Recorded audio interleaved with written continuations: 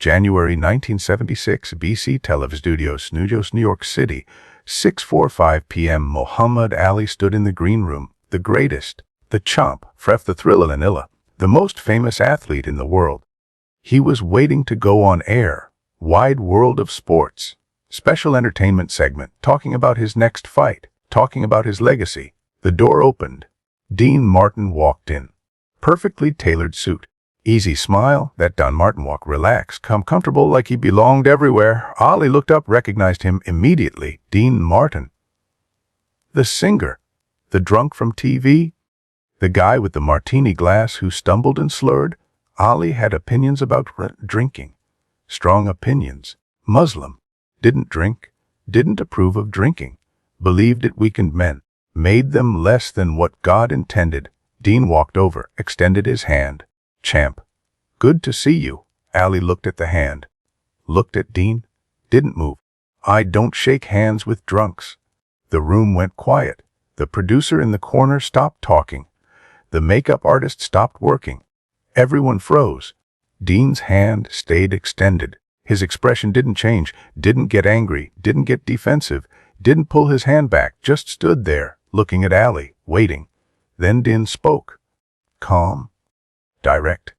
Clear. What he said in the next 15 seconds would teach Muhammad Ali, the man who'd faced every kind of judgment, every kind of prejudice, every kind of assumption, a lesson about making assumptions, about judging people by what you see on television, about the difference between persona and person. Ali went silent, completely silent, for 15 seconds. In a room with Muhammad Ali, 15 seconds of silence was impossible. Ali always talked, always performed, always filled space with words and energy and presence. But for 15 seconds, he said nothing. Just stood there, processing, understanding, realizing something. Then Ali did something that shocked everyone in that room. He shook Dean's hand. For years afterward, people wondered what Dean had said. What words could make Muhammad Ali, who never backed down, who never admitted mistakes, who never showed weakness, go silent and then extend his hand? Nobody knew. Not the producer, not the makeup artist, not the host who interviewed them 20 minutes later. The story existed only as rumor, as fragment, as the thing people who'd been there would mention but never fully explain. Then decades later, someone who'd been in that room decided it was time to tell the truth. Muhammad Ali in January 1976 was at the absolute peak of his fame. Not just boxing fame, global fame. The most recognizable face on earth. 3 months earlier, October 1975, he'd fought Joe Frazier in Manila. The Thrilla in Manila. The greatest boxing match ever fought. The heat in that arena was unbearable. Over 100 degrees, 14 rounds of absolute warfare. Both men pushed beyond human limits. Frazier couldn't see out of his eyes by round 14. Ali couldn't stand without help after the final bell. Both men were hospitalized. Ali couldn't speak for days afterward. The fight took years off both their lives. Everyone who saw it knew. Permanent damage was done that day. But Ali won. Barely, and at 34 years old he was still champion, still the greatest. His religious convictions were stronger than ever. He'd converted to Islam in 1964. 12 years of living his faith publicly and unapologetically. Prayer 5 times a day without exception, no alcohol. Ever. It wasn't a preference or a diet choice. It was fundamental to who he was. Central to his faith. He believed drinking weakened men, made them lose control, made them less than what God intended them to be. He'd seen it growing up in Louisville. Seen what alcohol did to men in his neighborhood, the violence it caused, the families it destroyed, the potential it wasted, the dreams it killed. And he'd spent his entire adult life being judged, constantly, mercilessly, without relief, judged for being black in an America that still treated black people as inferior. Judged for being Muslim in a Christian nation that viewed Islam with suspicion and fear, judged for refusing Vietnam, the decision that cost him everything, stripped of his heavyweight title in 1967, banned from boxing for 3 years, his prime years stolen, called a traitor, called a coward, called un-American, lost millions of dollars in earnings, lost endorsement deals, lost respect from half the country. But he stood firm on principle, refused to compromise, judged for his personality, the Louisville lip, trash talker, the poet. People said he was arrogant, disrespectful, too loud, too proud. That constant judgment had made him acutely sensitive to hypocrisy, to people who preached morality while living contradictions. When he saw Dean Martin, the TV drunk with the glass always in his hand, the stumbling, the slurred words, he saw weakness. Someone who'd chosen the easy path. Someone he had no respect for. Dean Martin in January 1976 was in a very different place enough, semi-retired, 58 years old, past his peak, past his prime. His weekly variety show had ended in 1974 after 9 successful years. Good run, respectable ratings. But Dean was done, no longer doing the regular Vegas circuit that had defined his career for decades. No longer grinding through the endless performances. Just occasional appearances now. Special bookings. Guest spots when the money was right. Enough to stay relevant in the public consciousness. Enough to pay the bills. But nothing like the relentless schedule that had consumed his life for 30 years. He was past his cultural dominance. The world had moved on to younger stars. And honestly, Dean was tired. Bone tired. Soul tired. 30 years of playing the drunk character, 3 full decades of holding that glass, of stumbling on purpose at exactly the right moments, of slurring his words with perfect calculation, of smiling that drunk smile that made everyone comfortable. Physically, he was tired from decades of constant work, the travel, the performances, the late nights, the early morning, the endless promotional appearances. But more than that, he was emotionally exhausted, spiritually drained, tired of maintaining the illusion every single day, tired of being Dean Martin the lovable drunk instead of Dino Crossetti the person. The character had made him millions, tens of millions, made him famous beyond his wildest dreams, made him everything he'd wanted to be when he left Steubenville as a young man. But it had also buried the real person. Buried Dino Crossetti so deep that sometimes Dean himself forgot who that person was. The real person wasn't marketable, never had been. The kid who'd fought 50 times in the streets of Steubenville. Who'd changed his name because too Italian wouldn't work in Hollywood. Who'd spent decades hiding who he really was because authenticity didn't sell. In that green room, 2 men who'd spent their lives hiding behind personas were about to see each other clearly. The theories started immediately among the few people who knew something had happened. Theory 1 was dramatic and violent. Dean got angry. Someone had insulted him to his face, called him a drunk publicly, refused to shake his hand in front of witnesses. Dean Martin, the king of cool, the man who never showed emotion, who made everything look effortless, had finally lost his temper. An ABC staff member told someone at a bar who told someone at a party. I heard Martin went off on Ali. Told him exactly where to go. Nearly came to blows. Had to be separated by security. The story spread through network circles like wildfire. Got more dramatic with each telling, more violent, more explosive. By the next day, some versions had Dean throwing punches. Theory 2 was gentler. Ali was joking. The whole thing was a bit. Ali being Ali. The Louisville lip performing even in private moments. Making a joke about the drinking character. Dean didn't get it initially, took it seriously. Just a misunderstanding between 2 performers. A boxing journalist who'd covered Ali for years wrote in his column, Ali jokes about everything. He's never serious. He probably said something about the drinking as a joke and Dean took it the wrong way for a second. Nothing to it. The theory spread among sports writers who knew Ali's personality. Theory 3 involved corporate intervention. ABC executives saw it happening through monitors. Rushed down to the green room. Stopped it before it could escalate into something that would derail the broadcast. Separated them physically.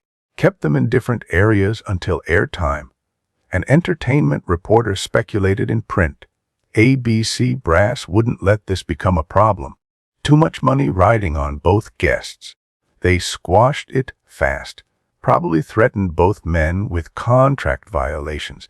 The network executive theory made sense to industry insiders. Theory 4 was passive. Dan walked away without saying anything.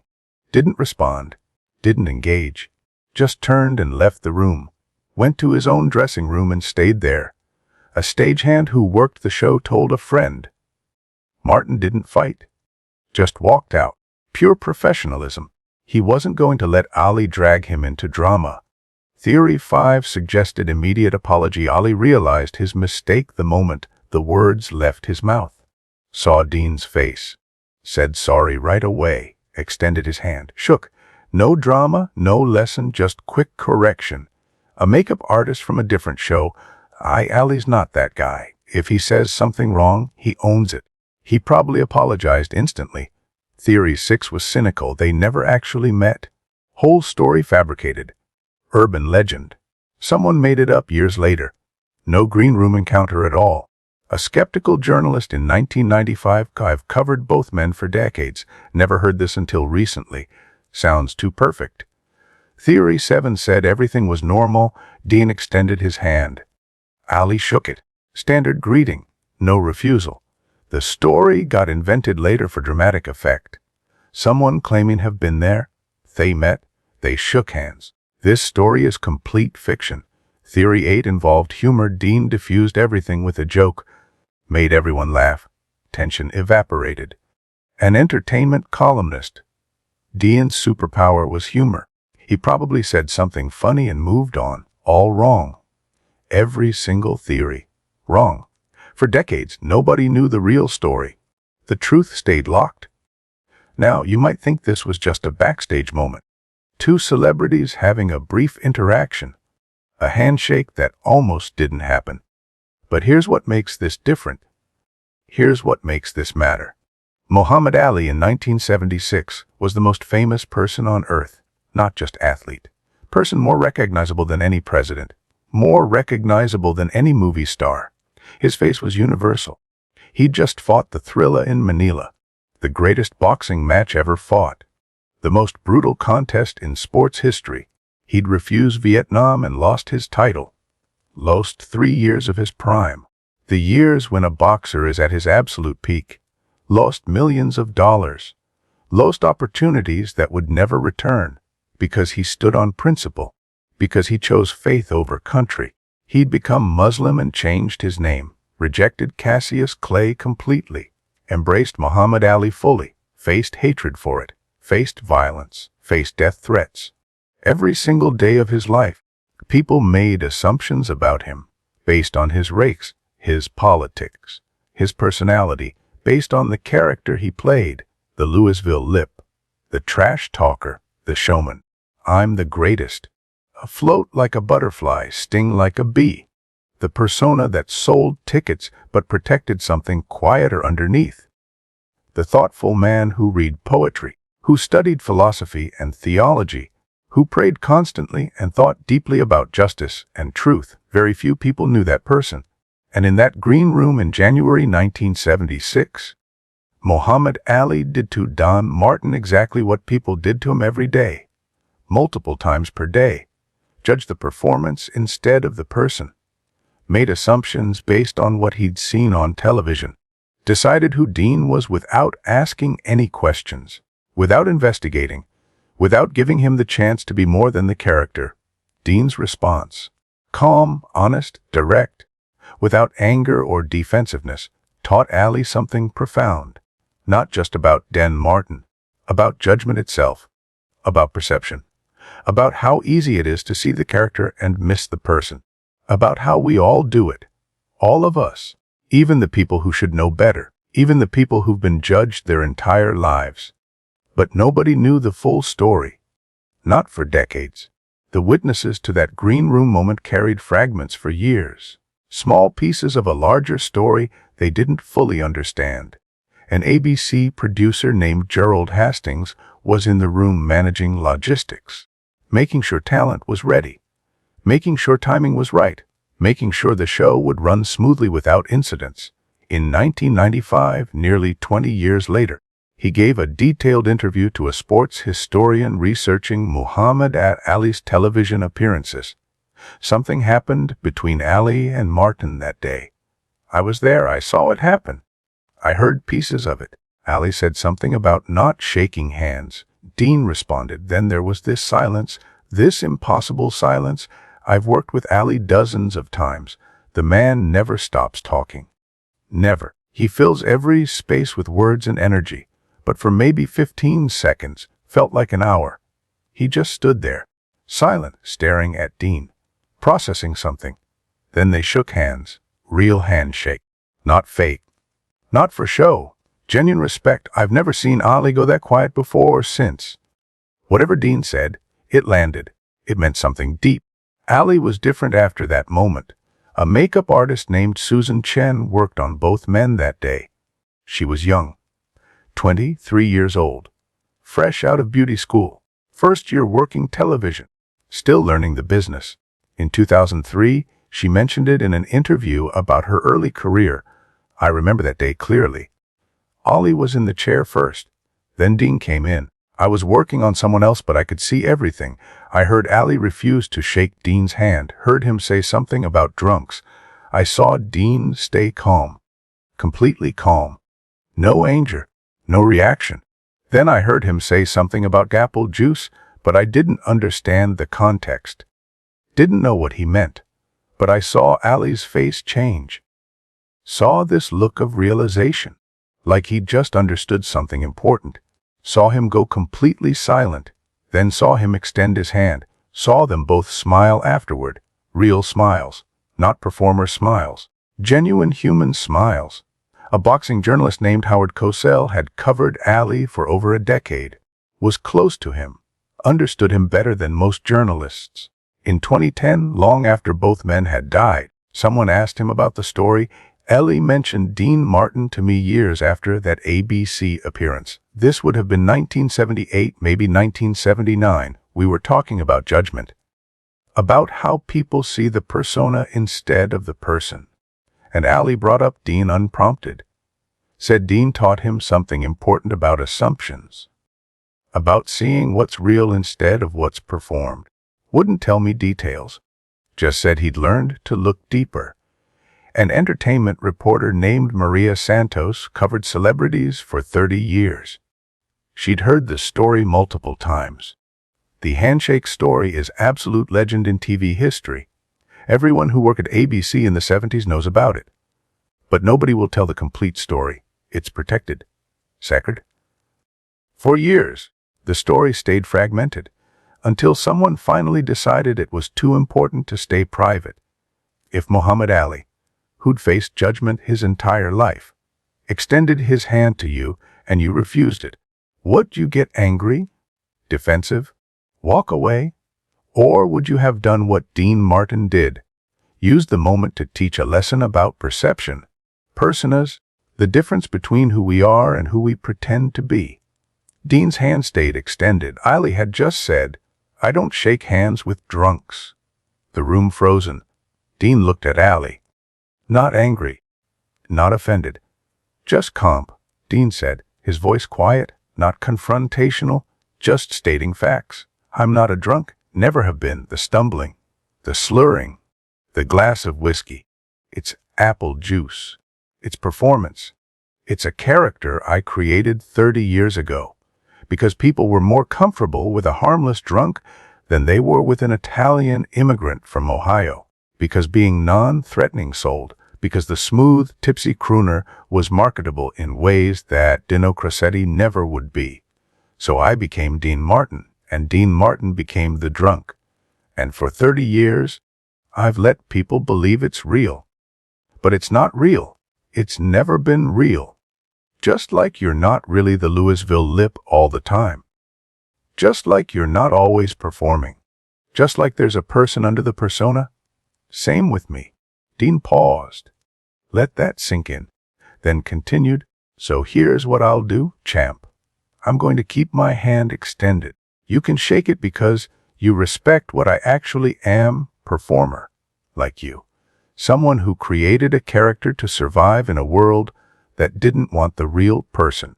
Or you can walk away because you believe what you see on television. Your choice.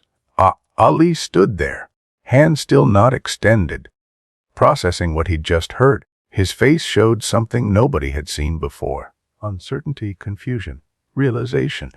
Ali, who'd spent his life being judged for being black, for being Muslim, for refusing Vietnam, for everything except his actual character, had just judged Dean Martin based on a TV character, based on performance, based on assumption. The irony was devastating. He'd done to Dean what people did to him constantly. Made assumptions. Decided who someone was without knowing them. 5 seconds passed. 10 seconds. 15 seconds. Muhammad Ali, who never stopped talking, who filled every room with words and energy, stood completely silent, processing, understanding, seeing himself in what Dean had just described. Finally, Ali moved, shook Dean's hand, firmly, respectfully. "You got me, Dean," Ali said, his voice different, quieter, more honest, less performance. "You got me good. I did to you what people do to me every day. Judged the performance instead of the person. I'm sorry?" Dean smiled. The real smile, not the Dean Martin TV smile. Something warmer, more genuine. "Don't be sorry, chomp. Just be aware we all do it. Judge by what we see instead of what's real. That's why we create these characters. To give people something they can understand, something that fits their expectations. But underneath, we're just people, trying to survive, trying to succeed, trying to be more than what the world wants to make us." Ali nodded slowly, the Louisville lip. The drunk Dean responded. Both performers, both protecting the person underneath. They stood there for a moment. Two legends, two personas, two real people who'd just seen each other clearly. What Dean had revealed wasn't new to him. The drunk character had been carefully constructed decades earlier, 1946. Post-war America. Dean was performing in nightclubs across the Midwest trying to build a career. Small venues, tough crowds, still performing under his legal name, Dino Crocetti. Still the Italian kid fighting against prejudice every night. Too Italian was the constant feedback from agents and club owners, from the people who controlled opportunities and decided who got them. "Your voice is good, kid, but you're too ethnic. Change your name. Change your presentation. Be something America can accept. Be something we can market." Dean had already changed his name legally in 1940. Dino Crocetti became Dean Martin on paper, but the name change wasn't enough, not nearly enough. The persona needed adjustment. The presentation needed softening. He needed to become less threatening, more comfortable, more safe for white America. He studied what worked, watched other performers carefully, analyzed what made audiences respond, what made them comfortable, what made them open their wallets. He saw the power of non-threatening charm, saw how audiences loved performers who seemed harmless, who seemed fun, who seemed like someone you'd want to have a drink with. So he added the prop, the glass, the drink, always in his hand on stage. Sometimes he'd take a sip. Often he'd just hold it. The suggestion of alcohol was enough. The implication of looseness. The hint of someone having a good time. People loved it immediately. The response was instant. The slightly drunk singer was charming, harmless, non-threatening, someone you could laugh with, not someone you needed to worry about, someone who made you feel comfortable instead of threatened. Dean leaned into it hard, made it bigger, developed it further, started adding deliberate stumbles at strategic moments, added carefully calculated slurred words, made it a complete character. The tipsy crooner, the smooth drunk who never crossed the line into sloppy, the lovable drunk who sang like an angel. It worked spectacularly, beyond anything he could have imagined. Bookings increased dramatically almost overnight. Pay increased exponentially. Fame came rapidly. The character opened every door that had been closed to Dino Crocetti, made the Italian kid into an American star. Dean committed to it fully, completely, For 30 years, 3 full decades, let people believe it was real. Let them think he was actually drinking on stage and on TV, never corrected them, never explained, never revealed the truth. But he wasn't drinking, it was apple juice. Sometimes ginger ale. It was pure performance. A character specifically designed to money and build a career in an industry that didn't want Italian immigrants. And it worked perfectly. Made him rich. Made him famous. Made him successful beyond measure. But it also cost him something irreplaceable. Cost him Dino. Cost him the real person underneath. Cost him the truth of who he actually was. Muhammad Ali's persona had remarkably similar origins, different circumstances, different prejudices, different obstacles, but the same core purpose: protection, survival, success. Young Cassius Clay in the early 1960s was extraordinarily talented. Everyone could see it. Olympic gold medal in 1960 at age 10. Early professional success. Fast hands. Powerful punches. Beautiful footwork. But talent alone wasn't enough in the boxing world. The sport needed more than just skilled fighters. It needed personalities, characters, showmen, people who could sell tickets beyond just winning fights. People who could make casual fans care enough to pay money. Clay understood this instinctively. He studied Gorgeous George, the professional wrestler, the absolute master showman who understood a fundamental truth about entertainment: making people either love you or hate you was infinitely better than making them indifferent. Either way, they bought tickets. They watched. They paid attention.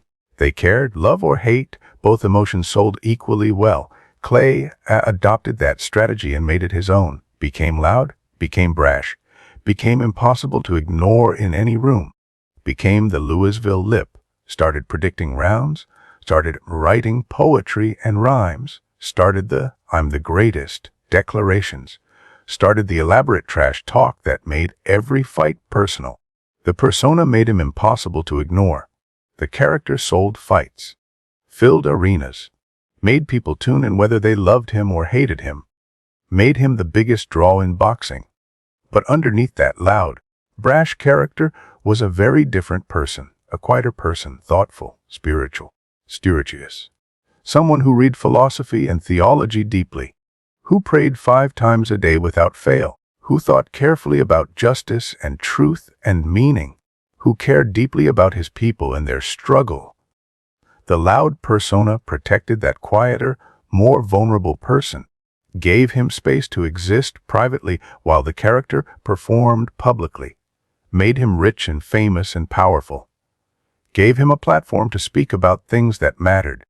But it also made people miss who he actually was, made them see only the performance and think that was everything. Made them judge the Louisville Lip instead of seeing Cassius Clay. Made them assume the loud trash talk was all there was to him. Until Dean Martin held up a mirror in that ABC green room. Until Dean made Ali see that he was doing to others exactly what was done to him. Making assumptions based on performances, judging characters instead of people. Missing the truth underneath the act.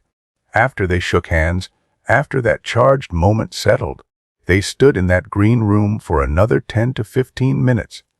Just talking, really talking, actually communicating as human beings, not performing anymore. Not being Dean Martin and Muhammad Ali, the public figures. Being Dino and Cassius. Being the actual people underneath the famous names. Being real with each other in a way they rarely could be with anyone. The green room was small and private. Just the two of them now. Everyone else had quietly left to give them space. Dean talked about the cost of the character he'd built. The price of 30 years of success. "I made millions," he said with complete honesty. "But I lost myself in the process. Completely lost myself. Spent so many years being Dean Martin. Performing him, living him, breathing him, that I genuinely forgot who Dino Crescetti was. Forgot what I actually believed when nobody was watching. What I actually wanted from life. What I actually valued. Who I actually was when the cameras stopped rolling and the audiences went home. The character buried the person so deep I sometimes can't find him anymore. Ali understood immediately, completely, without any need for explanation. The lip protects me, he said quietly. I figured that out early. Being loud and brash and impossible to ignore. That keeps people focused on the stead of the person. Lets me be loud and confident in public so I can be quiet and thoughtful in private. Lets me perform the character so the real me gets to rest. But sometimes, he paused, searching for words. Sometimes I wonder who's actually real anymore. Is it the performer or is it the person? Is it the Louisville lip or is it Cassius? Which one is actually me at this point? I've been performing so long I genuinely don't know anymore.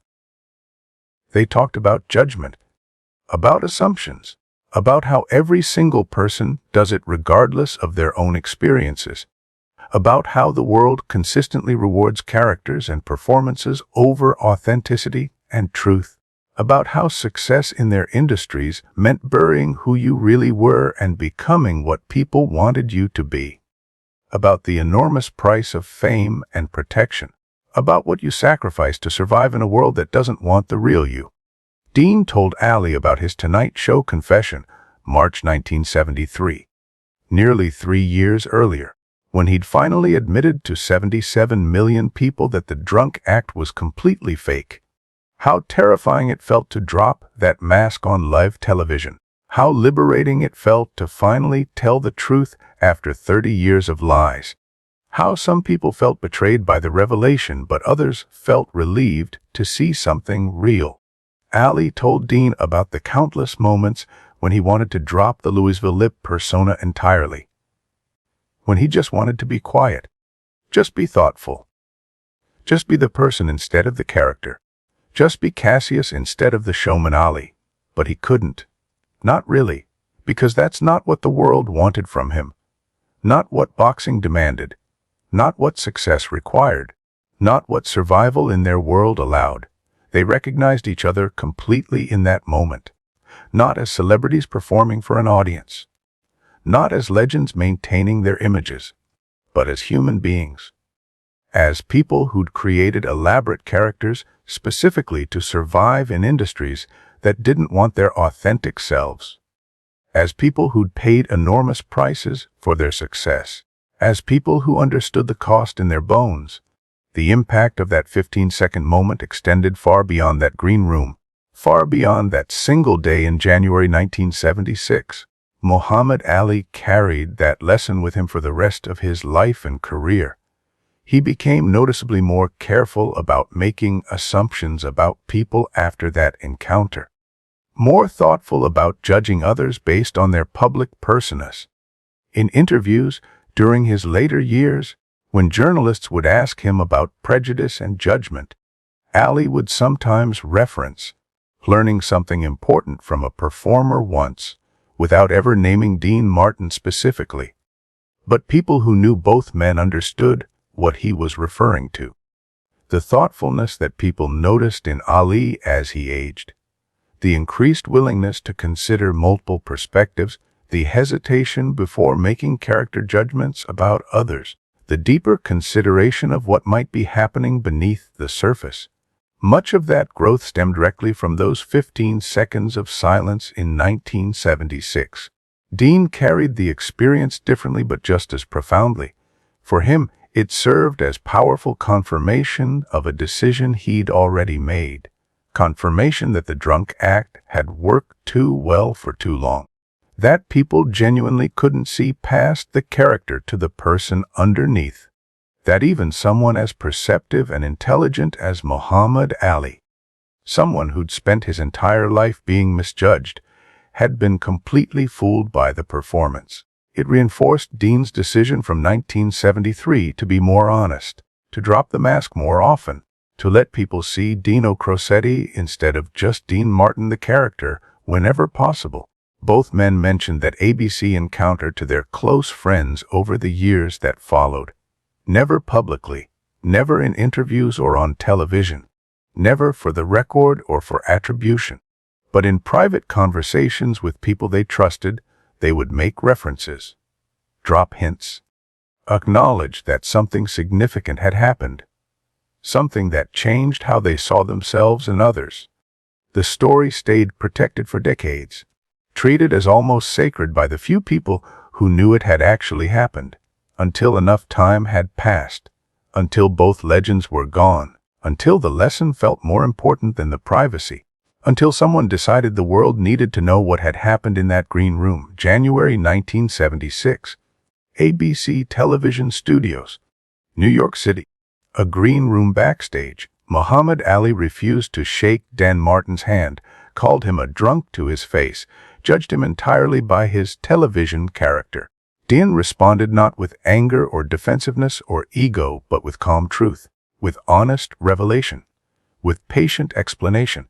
15 seconds of impossible silence while Ali processed what he'd just heard, while he realized what he'd done, while he understood the irony of his own judgment. Then mutual respect emerged. Then genuine human connection happened. Then a real handshake occurred. Then an honest conversation followed between two people who finally saw each other clearly. That moment taught both men something profound, something they knew intellectually but sometimes forgot in practice. The characters we create to survive, the personas we build to protect ourselves, can become prisons that trap us. The performances we perfect can make people completely miss who we really are underneath. The judgments we make based on appearances and assumptions are almost always wrong. And everyone, literally every single person regardless of their experiences, judges the performance instead of the person. Even people who absolutely should know better, people who've been unfairly judged their entire lives. Even people who understand intimately what it feels like to be reduced to assumptions. Both men had created elaborate personas to protect themselves from worlds that didn't want their authentic selves. Both knew intimately the enormous cost of that protection. And in that green room, both finally recognized each other. Not as the champ and the drunk, not as legends maintaining their images, not as celebrities performing their roles, but as performers, as survivors, as human beings who understood the price of success. That's what happened in those 15 seconds. That's what the silence meant. That's what the handshake represented. That's why Ali extended his hand after processing the truth. Not because Dean had forced him or guilted him or manipulated him, but because Dean had shown him something true, something real, something that mattered deeply. Something that changed how Ali saw other people for the rest of his life. If you want to see more stories about Dean Martin, the private moments, the hidden truths, the lessons he taught, the man behind the performance, there's an entire playlist waiting for you. Subscribe so you don't miss the next story.